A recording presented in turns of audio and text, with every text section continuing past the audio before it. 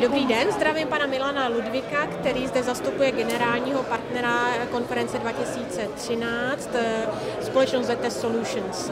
Chtěla jsem se zeptat, proč jste se rozhodli spolupracovat a být partnerem právě této konference? Z naší perspektivy je společnost ZTES vedoucí společnost na evropském trhu. A konference Speedchain je jedna z nejvýznamnějších, ne nejvýznamnějších logistických akcí, která se tady pořádá s největší tradicí a s nejlepším kreditem.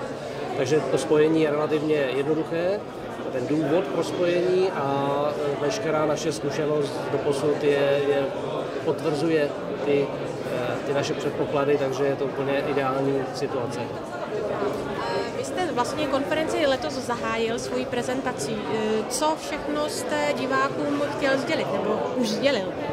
Tak společnost ZTES se zaměřuje na speciální řešení pro celý dodavatelský řetězec se zvláštním důrazem na logistiku. To je i jeden z důvodů, proč samozřejmě chceme prezentovat to řešení na takové klíčové akci.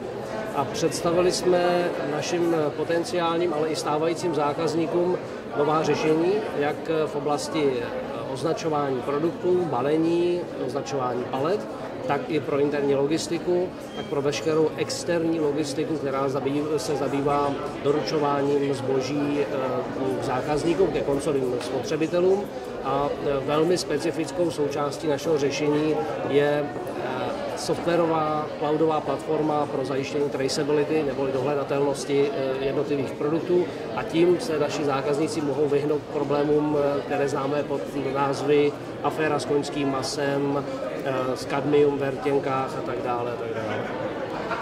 Děkuji vám za rozhovor. Děkuji.